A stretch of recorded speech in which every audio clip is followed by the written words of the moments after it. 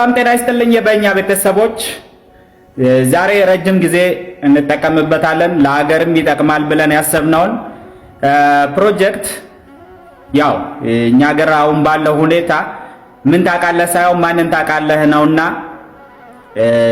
ብዙ ርቀት ሊሄድ አልቻለም። ስለዚህ እኛ እንኳን ባንጠቀምበት ለሀገር ይጠቅማል ብለን ስላሰብን ይህንን ሐሳብ እያጋራናችሁ እንገኛለን።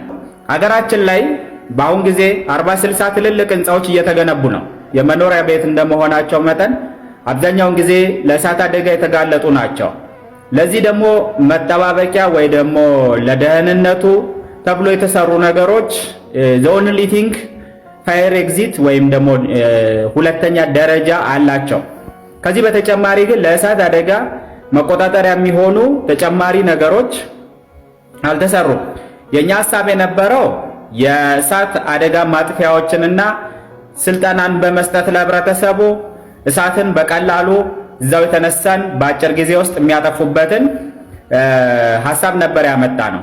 ይህም ሐሳብ ለምሳሌ አንድ ህንፃ 13 ፎቅ ያለው ህንፃ ቢኖር እስከ ሁለተኛ ወይ እስከ ሶስተኛ ድረስ አብዛኞቹ ሱቅ ናቸው። ከዛ በላይ ግን ያሉት መኖሪያ ናቸው።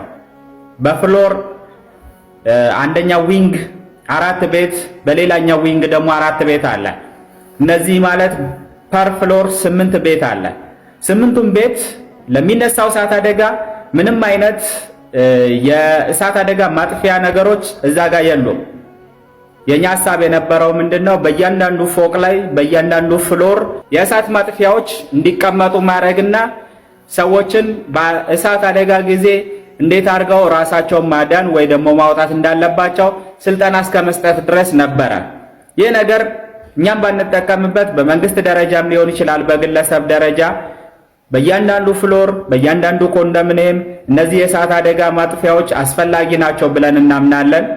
ይህን ሐሳብ ለሚመለከተው አካል አድርሱ። ይህን ነገር ደግሞ ታግሎ መስራት የሚችል ሰው ካለ ሐሳቡን እንሆ ብለናል። ብዙ ህይወቶችን ያቀርፋል ብለን እናስባለን። ካለው ከዚህ ሁሉ ወይም ደግሞ ብዛት ካላቸው 40-60ዎች በየቀኑ በየሰዓቱ ሊፈጠር የሚችለውን አደጋ አስቡት። ምን ያህል ህዝብና ምን ያህል ዜጋ ሊያተርፍ እንደሚችል ይሄ ሐሳብ በጊዜ ሂደት ውስጥ የምንረዳ ይሆናል።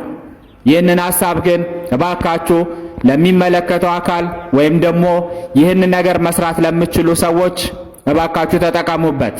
የቢዝነስ ሐሳብም ነው፣ ብዙ ሰዎችንም ያተርፋል። እናመሰግናለን።